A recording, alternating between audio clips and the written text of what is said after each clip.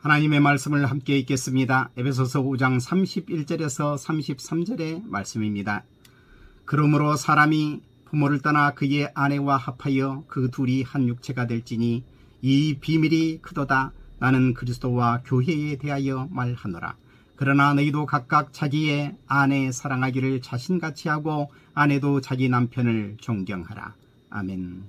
비밀 찾아내기라는 제목으로 말씀을 드립니다. 사랑하면 알게 되고 알게 되면 보이나니 그때 보는 것은 전과 같지 않으리라. 유홍준의 나의 문화유산 답사기 한 구절입니다. 이 작가가 이 글을 옛 문인의 글에서 인용한 것이지만 참 명문이라는 생각이 듭니다. 어떤 것이나 아는 만큼 보입니다. 그리고 그 알게 되는 과정도 쉽지 않습니다. 알기 위해서는 공부해야 되겠지요. 공부 자체가 쉽지 않습니다. 그러나 사랑하면 공부가 절로 되어지지요. 우리 한국과 중국과 일본에서는 공부를 어떻게 이해하고 있을까? 제가 중국어를 공부해 보면서 재미있는 것을 발견했습니다. 중국에서는 공부를 수에시, 배우고 익히는 것, 학습을 가리킵니다.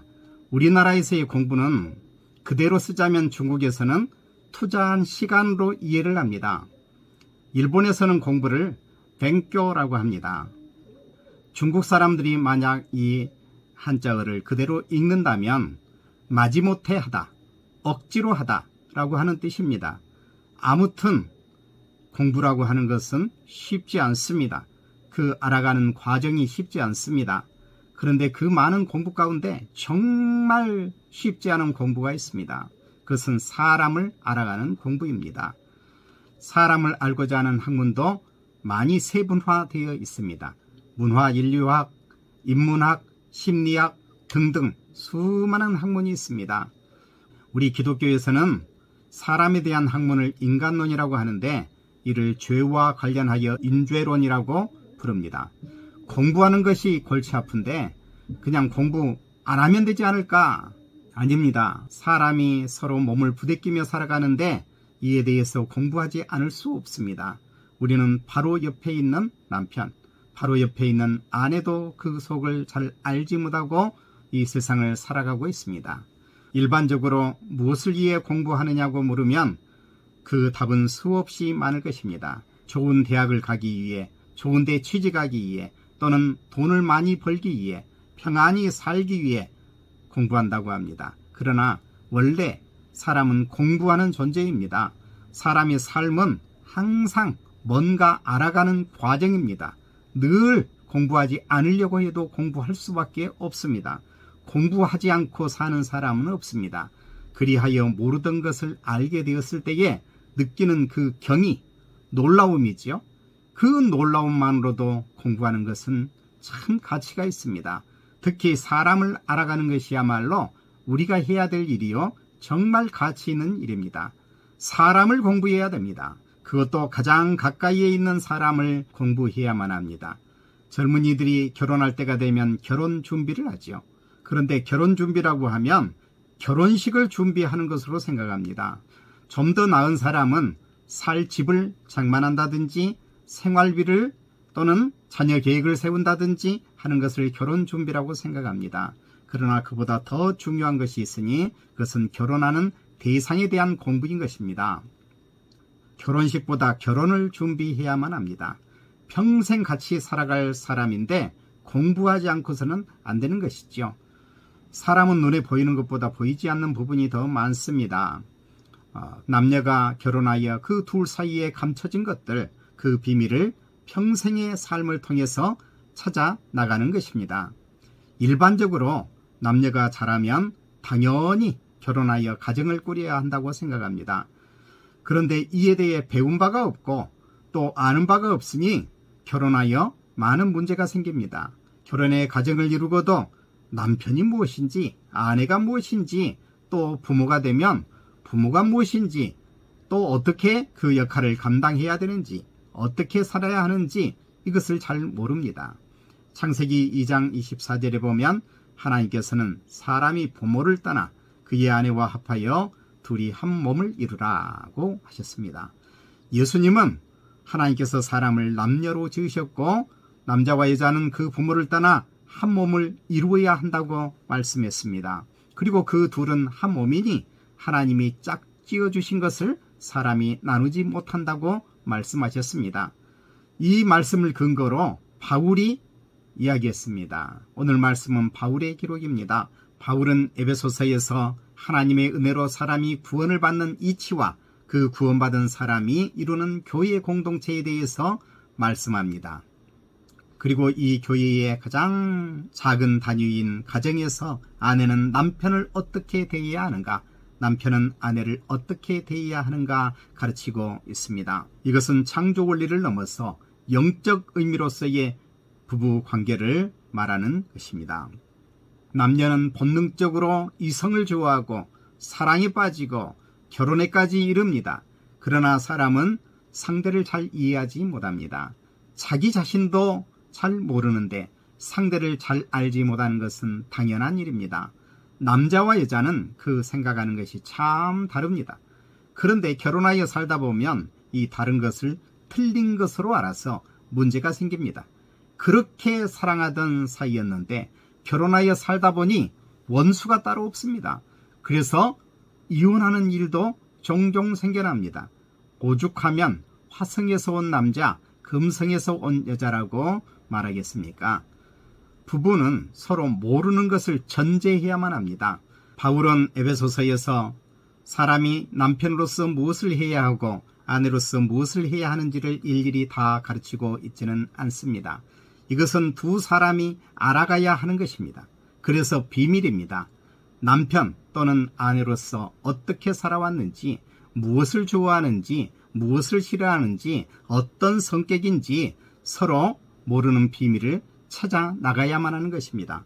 그 비밀을 찾아내는 것을 즐거움으로 여겨야 합니다. 서로 몰라서 이를 분노로 바꾸면 망하고 말겠지요. 그래서 억지로 공부하는 것이 아니라 사랑해서 공부하는 것입니다. 사랑해서 그 남편에 대하여 또 아내에 대하여 하나하나 알아갑니다. 그 알아가는 기쁨을 느껴야만 하는 것입니다. 바울은 부부 관계를 어떻게 맺고 살아야 하는지 그 핵심을 말하고 있습니다. 아내는 남편에게 복종하라고 권합니다. 마치 예수님께 복종하듯 그렇게 하라고 가르치고 있습니다. 남편은 아내를 사랑하라고 말합니다. 마치 예수님이 교회를 사랑하는 것처럼 사랑하라고 말합니다. 이 원리를 따른다면 부부는 참으로 아름다운 가정을 이룰 수 있게 됩니다. 이것이 부부관계의 핵심적인 내용입니다. 그런데 바울은 이를 통해 교회의 공동체까지 설명하고 있습니다. 부부가 결혼하여 유기적인 연합을 이룹니다. 이처럼 교회도 유기적인 연합을 이룹니다. 교회는 예수 그리스도의 공동체입니다. 예수님은 머리이며 교회는 몸입니다. 각 성도는 그 몸을 이루는 지체입니다. 이는 절대 분리될 수 없는 유기체입니다. 살아있다는 이야기지요.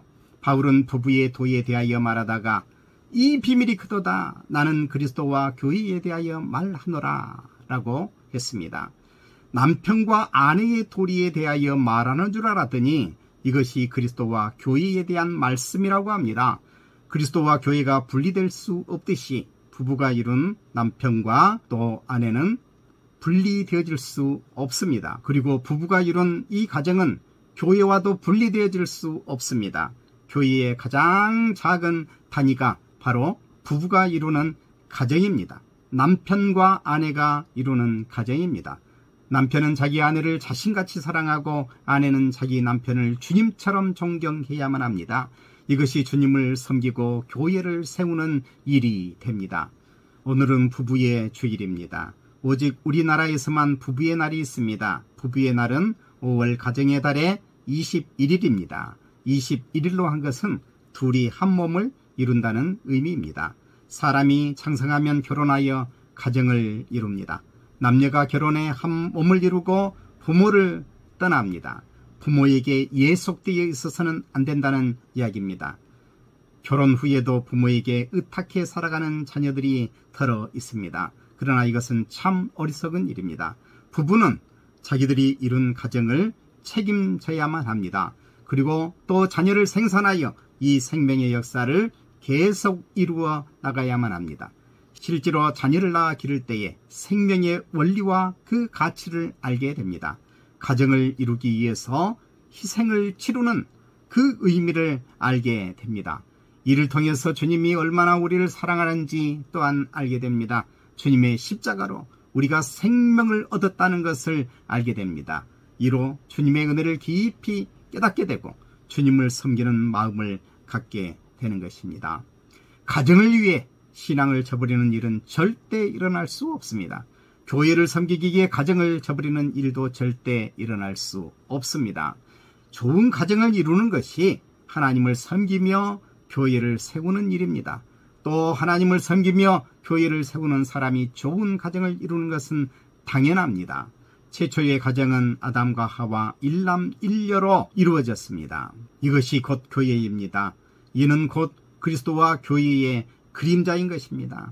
그리스도와 교회에 속해 있는 사람들은 그 안에서 서로 좋은 관계를 이루며 이 생명의 역사를 함께 이루어 좋은 가정을 이루어야만 합니다.